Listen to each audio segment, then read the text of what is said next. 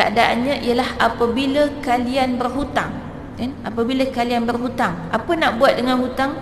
Ila ajalin musamma, berhutang sehingga satu tempoh, kan? Satu tempoh yang tertentu. Faktubuh, maka perintahnya ialah catat, tulis hutang. Saya ingat zaman dulu ada buku 55, kan? Buku 55 tu tak tahu sekarang, mungkin orang semua buku dah duduk dalam handphone, kan? Mudah-mudahan adalah tu buku 55 dalam handphone. Tak nama 555 pun tak apa, kan? Yang penting adalah kita mencatat. Mungkin sekarang ada yang namanya apa, Google Keep, ada yang namanya Note. Kita boleh download lah semua tu, kan, app-app dalam handphone kita untuk mencatat hutang-hutang kita. Jadi maknanya kat sini dia kata kalau kamu berhutang, maka kaedahnya ialah catat. Wal yaktub bainakum katibun bil adli, dan hendaklah, kan, seorang penulis di antara kamu menuliskannya dengan benar. Jadi maknanya sama ada yang berhutang mencatat, yang dihutangi mencatat, ataupun orang ketiga yang tolong catat. Dan maknanya ada, itu biasanya hutang-hutang yang rasmi, kan? Itu akan ada pihak ketiga yang tolong catat. Tapi kalau hutang-hutang kita yang tidak rasmi, sebaiknya kita catat. Dan kita akan jumpa banyak hikmah, kan? Banyak kelebihan dalam mencatat hutang. Hari ini kita selalu dengar orang mengadu, orang hutang dengan kita tak bayar-bayar, macam mana nak buat? Jadi sebenarnya salah satu daripada punca masalahnya ialah kita tak catat. Bila kita tak catat, misal kita adalah pemiutang, orang yang bagi hutang, penghutang tu lupa sebab dia tak catat, dan pemiutang pula ingat. Biasalah orang kalau berhutang tak ingat, tapi kalau orang hutang dengan dia ingat, gitu. Kalau orang hutang dengan kita ingat. Kita berhutang ke orang, kita lupa. Itu normal. Jadi orang yang berhutang, dia tak mau catat, dia tak catat. Yang dihutangi pun sama-sama tak catat. Akibatnya yang berhutang lupa, yang dihutangi tu ingat, tapi masalahnya nak minta macam mana, sebab orang tu lupa. Jadi akhirnya tak dapat nak minta. Jadi hikmah daripada kita mencatat hutang ialah kita boleh bawa buku hutang kita tu, buku catatan tu dekat dia, dan tunjukkan ini hutang kamu. Jadi kaedah buku catatan tu dia ada kolom. Saya pernah buat masa zaman saya sekolah menengah dulu. Zaman sekolah ni kan, duduk asrama, biasalah kawan-kawan hutang nasi lemak sepinggan, pergi kantin waktu rehat, kan, nanti keluar outing, kan, ada hutang nak beli barang, bawa duit tak cukup. Ini maknanya selalu. Jadi bila selalu ada buku, kan, buku 55 tu lah, kita buat kolom sendiri, kan. Buat kolom, yang ujung tu ada kolom tanda tangan dia. Seandainya hutang tu banyak atau kita kurang percaya dengan dia, disebabkan dia dah pun buat sejarah hitam. Dia pernah dah lupa hutang dah, kita sampai tak tahu nak minta macam mana. Ni jenis macam ni kena sign. Sebab ada setengah tu dia tak apa, dia okey, kebanyakannya okey, kan. Cuma dia orang lupa tu biasalah, budak-budak lagi lah, kan. Jadi bila tak tanda tangan pun, kalau yang jenis okey tu dia tak apa, dia okey, kan. Kita tunjuk walaupun dia tak sign bukti kata dia hutang pun, dia tahu untuk bayar balik, dan dia pun percaya dengan kita. Itu tak ada masalah.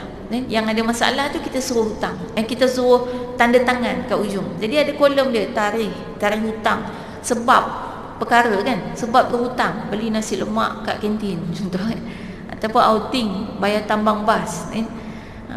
Dia gini, kita catat ni, kadang-kadang orang kita Melayu ni duk fikir mencatat ni berkira. Tambah-tambah kalau hutang saudara-saudara, kan, bila catat dia kata alah berkira sangat, tak percaya kat kita ke. Tak, dia bukan isu berkira atau tak percaya, tapi itu adalah sunnahnya. Sunnahnya maknanya sama ada percaya ataupun tidak, sunnah untuk kita mencatatkan. Bahkan dalam perbahasan ini ada sebahagian ulama mengatakan bukan sunnah lagi, tapi wajib. Tapi kita ambil yang lebih ringan. Sebahagian ulama mengatakan itu sunnah. Jadi dia sangat dituntut, dan itu adalah sunnah yang sangat baik. Jadi maknanya kita catat.